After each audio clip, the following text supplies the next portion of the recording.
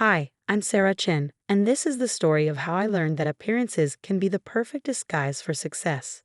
For 3 years, I cleaned offices at Chen Technologies while secretly owning 51% of the company's shares. But let me start from the beginning. I met James Chen at a coffee shop 5 years ago. He was struggling with his startup, working endless hours trying to keep his small tech company afloat.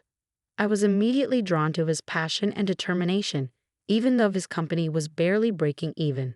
What he didn't know was that I had just sold my first software company for $40 million and was looking for my next investment opportunity. I kept my success quiet. Too many experiences with people only interested in my money had taught me to be cautious. So when James and I started dating, I told him I worked in business operations, which wasn't exactly a lie. He assumed I was a mid-level manager somewhere, and I let him believe that. Our relationship moved quickly. Within 6 months, we were married in a simple ceremony. His family, especially his mother, Linda Chen, was less than thrilled. A manager marrying into the Chen family? She'd whisper loud enough for me to hear. James could have done so much better. But then came the twist that would set everything in motion. 2 months after our wedding, James's company, Chen Technologies, was on the verge of collapse. They needed an immediate injection of $10 million to survive. James was devastated. That's when I made a decision that would change everything. I would help, but on my terms. I created a shell company, Phoenix Investments, and approached Chen Technologies as an interested investor. The deal was simple: $10 million for 51% of the company. James was hesitant to lose control, but with no other options, he agreed. What he didn't know was that his new majority shareholder was actually his wife. Here's where things got interesting. To keep an eye on my investment while maintaining my cover, I took a job as the office cleaner at Chen Technologies. James was embarrassed, his wife working as a cleaner at his company, but I insisted, saying we needed the extra money. Linda, my mother-in-law, was ecstatic. Finally, she had concrete proof of my low status. She made sure everyone knew that her son had married the cleaner. At family dinners, she'd deliberately spill things. "Oh, Sarah, be a dear and clean that up. It's what you're good at, after all." For 3 years, I played my part perfectly. I cleaned offices during the day, but my real work happened after hours. Through Phoenix Investments, I quietly guided the company's major decisions, turning down James' riskier proposals and steering the company toward more profitable ventures. The company began to stabilize, then thrive. But success made James's family even more unbearable. They credited everything to James' natural business genius, while treating me with increasing disdain. Linda even started a campaign to convince James to divorce me. "A cleaner isn't suitable for a CEO," she'd say. "Think of your reputation." James, to his credit, defended me, but I could see the strain it was putting on him. The final straw came last week when Linda organized a surprise dinner. She invited a young, wealthy heiress who she thought would be perfect for James. The entire evening was orchestrated to humiliate me. As I served coffee, Linda had insisted I act as waitstaff. I overheard her telling the heiress, "Don't worry about her. Once James signs the new company restructuring plan tomorrow, we'll have enough leverage to force her out." Little did they know, tomorrow would change everything. Because tomorrow was the day Phoenix Investments would finally reveal its true owner, and I had my own surprise plan for the Chen family. The next morning dawned bright and clear.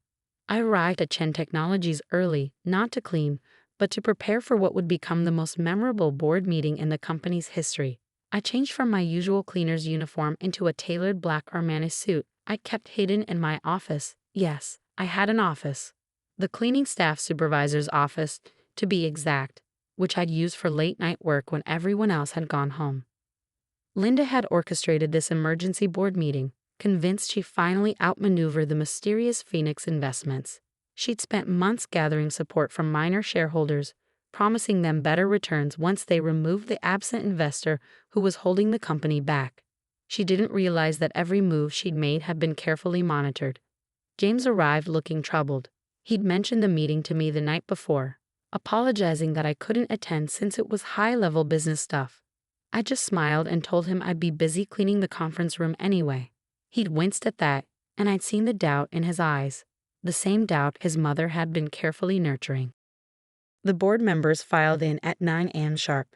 Linda swept in last, wearing a triumphant smile followed by her personal lawyer. She'd even invited several business reporters, planning to make the leadership transition a public spectacle. I watched through the conference room's glass walls as she took her seat beside James, patting his hand like a mother about to watch her child win a school prize. Before we begin, Linda announced, standing up, I want to thank everyone for coming to this historic meeting. Today we'll be voting on a new direction for Chen Technologies, one that will finally unleash its true potential. She shot a meaningful look at the reporters. That was my cue. I walked into the conference room, my heels clicking against the hardwood floor. The security guard, who usually gave me friendly nods, now stood straighter, uncertain why the cleaner was wearing an Armani suit. What is she doing here? Linda demanded, her voice shrill. Security. Actually, I said calmly, placing my briefcase on the table, I have every right to be here. I pulled out a folder and slid it across to the company secretary. As the majority shareholder, I believe I should have a say in this new direction. The room erupted in confused murmurs. James stared at me, his face a mixture of shock and confusion. Linda laughed, but it sounded forced. What nonsense is this? Everyone knows Phoenix Investments holds the majority shares, not some cleaner. I smiled and opened my laptop, connecting it to the room's main screen.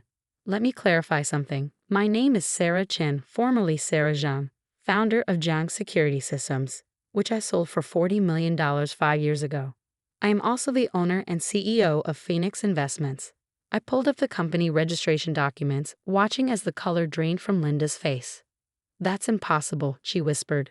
Is it? I turned to the business reporters she'd invited. Would anyone like to fact-check that? Jiang Security Systems sale was quite well documented. One of the reporters was already frantically typing on his phone. His eyes widened. She's telling the truth. Sarah Zhang was named one of the top under 30 entrepreneurs 3 years ago. But she disappeared from the public eye after selling her company. Because I fell in love, I said simply, looking at James. His face had gone pale, his hands gripping the arms of his chair. I wanted someone to love me for me, not my money or success. When I met James, I found that. And when his company needed help, I found a way to provide it while letting him maintain his dignity. Linda had sunk back into her chair, her triumphant smile long gone. But I wasn't finished. I clicked to the next slide, displaying a comprehensive analysis of every attempt she'd made to undermine the company's relationship with Phoenix Investments. Mrs. Chen, you've spent the last year trying to convince shareholders that Phoenix Investments was hurting this company. Let's look at the actual numbers. I walked them through charts showing the company's growth since my investment. Under my guidance, Chen Technologies has tripled its market share and increased profits by 400%. I turned to the board numbers. The restructuring plan you were brought here to vote on would have stripped Phoenix Investments, stripped me, of my voting rights through a complex shell game of subsidiary corporations. Did anyone bother to ask why a majority shareholder who'd helped deliver such strong returns needed to be removed? The board members shifted uncomfortably, avoiding Linda's desperate glances. The reporters were typing frantically on their phones. This was definitely not the story they'd expected to cover today. Sarah, James finally spoke, his voice hoarse. Why didn't you tell me? I moved to stand beside him, placing my hand on his shoulder.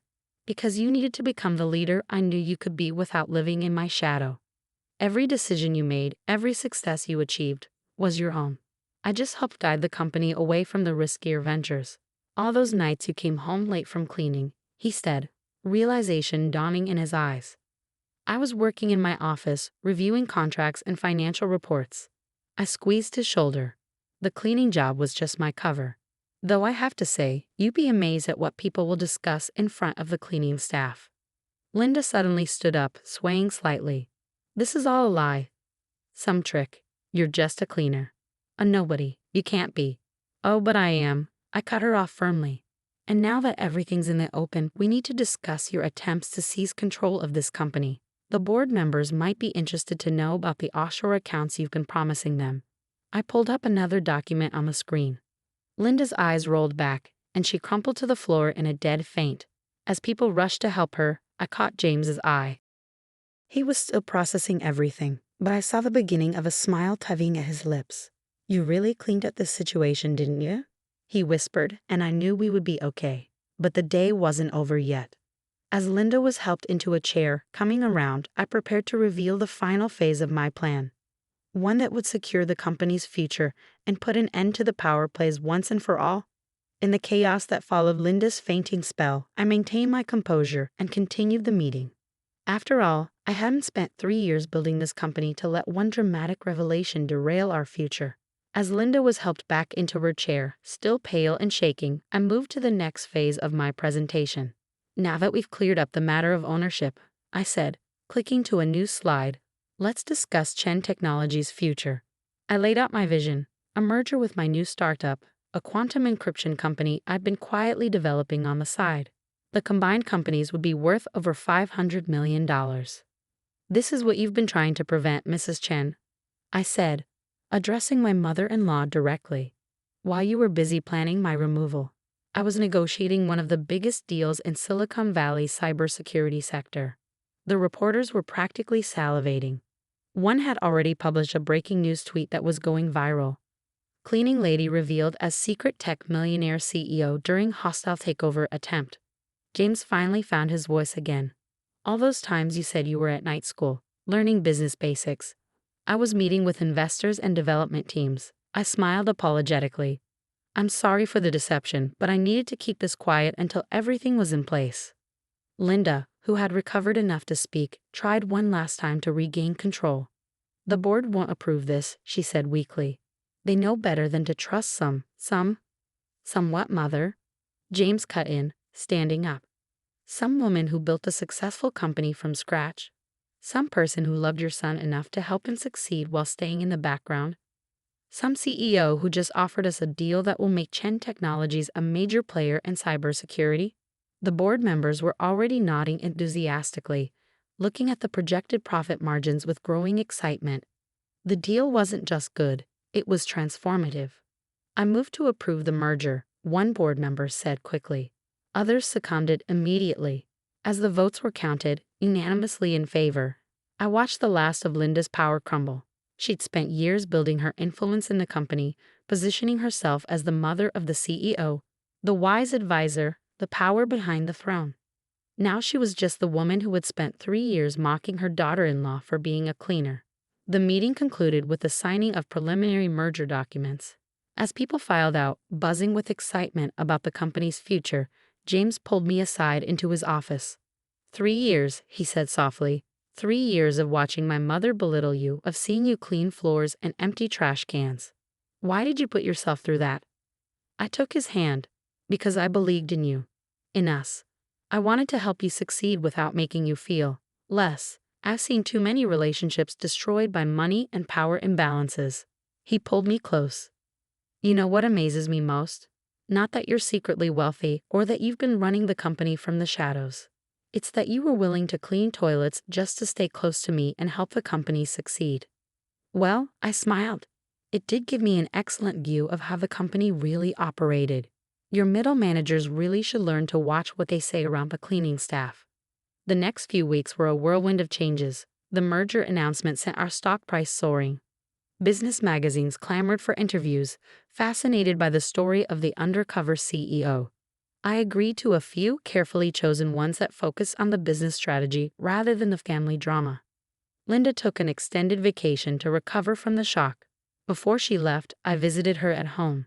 She sat stiffly in her living room, looking smaller somehow, diminished. I don't expect us to be friends, I told her honestly, but I love your son, and this company has been his dream since before I met him. I'd like to find a way forward that doesn't involve constant warfare. She was quiet for a long time. Finally, she spoke, her voice barely above a whisper. You could have destroyed me today, exposed all my plans, my offshore accounts. Why didn't you? Because you're James's mother, I said simply, and because sometimes the best revenge is simply succeeding. She nodded slowly, and while we didn't hug or suddenly become best friends, something shifted. A foundation for a different kind of relationship built on respect if not affection. James and I moved forward too. He insisted on taking me to dinner at the coffee shop where we first met. As we sat in the same booth where I first fallen for his passionate talk about his struggling startup, he took my hand. You know what this means, right? He said with a grin. No more pretending. No more cleaning uniforms. I squeezed his hand. Actually, I think I'll keep doing a cleaning supervisor rounds once a week. You'd be amazed what people tell the cleaning lady. It's better than any management consultant's report. We laughed together, and I felt the last weight lift from my shoulders. The truth was finally out, and our future was brighter than ever. Today, 6 months later, Chen Technologies Zhang Security is the fastest growing cybersecurity firm in Silicon Valley. James and I run it together, true partners at last. Linda has returned from her vacation with a slightly different attitude. She still isn't warm, but she's respectful, especially after our stock price tripled post-merger. And me? I keep a cleaning uniform hanging in my CEO office. It reminds me that success isn't about titles or corner offices. It's about being willing to do whatever it takes to protect what you love, even if that means pushing a mop while running a company. Sometimes at night, I walk through our empty offices, remembering all the conversations I overheard, all the plans I made while everyone thought I was just emptying trash bins. And I smile, knowing that sometimes the best disguise isn't wealth or power, it's being underestimated. After all, they say it's lonely at the top. But from what I've seen, the view is much better from the bottom, looking up at people who never bother to look down. Because that's where you learn the truth about who people really are and what they're really capable of. And as for James, he still occasionally teases me about my night school classes, but now when he introduces me at business functions, he always adds with a proud smile, "My wife. She really knows how to clean up in business."